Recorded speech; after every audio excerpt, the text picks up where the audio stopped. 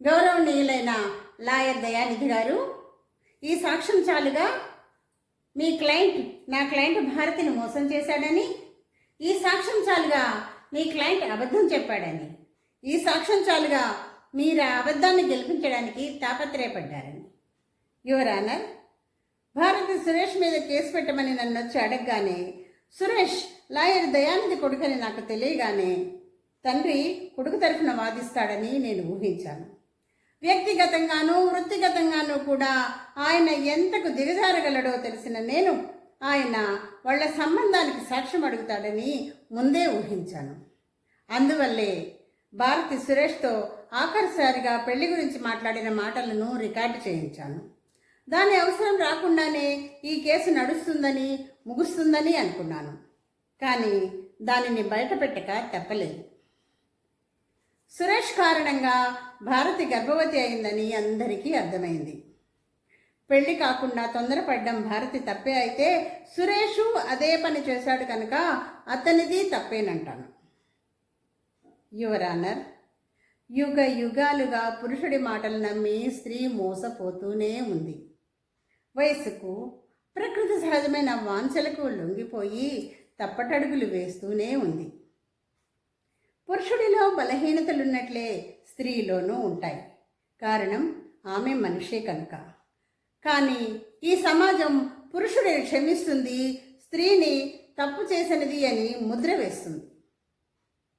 పవిత్రత, నీతి, శీలం, కట్టుబాట్లు ఇవన్నీ ఒక్క స్త్రీకే పరిమితం చేయడం ఏమిటి? యువర్ ఆనర్, పెళ్లి కాకుండా తల్లి కావడం తప్పని నిర్ణయించి అలా తల్లైన ఆడదానికి శిక్ష విధించినప్పుడు ఆమె సంతానానికి కారణమైన మగాడెందుకు శిక్షార్హుడు కాడు? యువర్ ఆనర్, దొంగతనం, ఫోర్జరీ, వ్యభిచారం ఇవన్నీ నేరాలైనప్పుడు ఒక స్త్రీని వివాహం ఆడకుండా సంతానవతిని చేయడం నేరమని, అలా చేసిన మగవాడిని దోషి అని ఎందుకు శిక్షించదు ఈ సమాజం? ఇద్దరు కలిసి చేసిన తప్పుకు ఒక్కరినే శిక్షించడం ఏం న్యాయం?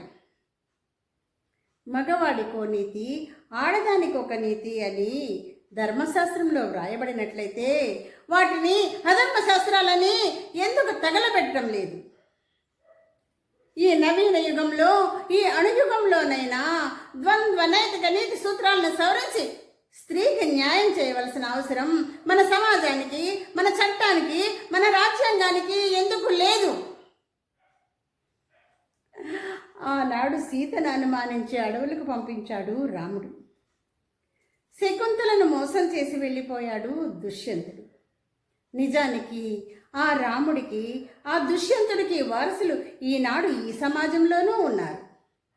వాళ్ళందరికీ తెలియవలసింది ఒక్కటే, ఈనాటి ఆడది ఆనాటి సీతలా అడవికి వెళ్ళి ఏడవదు, న్యాయస్థానంలో నిలిచి అలాంటి దౌర్భాగ్యపు మనసున్న భర్తతో విడాకులు కోరుకుంటుంది. ఈనాటి ఆడది ఆనాటి శకుంతలలా అనాథలా బిడ్డను కనదు, న్యాయస్థానంలో నిలిచి ఆ బిడ్డకు తండ్రి ఫలానా అని నిరూపిస్తుంది.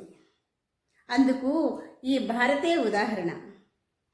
ఈవిడికి జరిగిన అన్యాయం వేలు లక్షల మందికి జరిగింది, జరుగుతుంది. అయితే పాత కథలకు కొత్త మలుపు తిప్పి కొత్త ముగింపు ఇవ్వవలసిందిగా కోర్టు వారిని కోరుతున్నాను.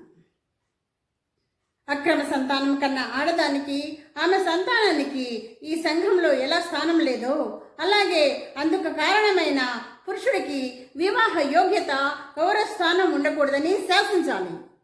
అవసరమైతే న్యాయశాస్త్రాల్ని, నీతి సూత్రాల్ని, రాజ్యాంగాన్ని తిరిగి రాయాలి. అప్పుడు ఈ లోకంలో అనాథలుండరు, కాలు జారిన కన్యలుండరు, పెళ్ళిగాని తల్లులుండరు. ఆడదానిగా సాటి ఆడదానికి న్యాయం చేయమని కోరుకుంటున్నాను.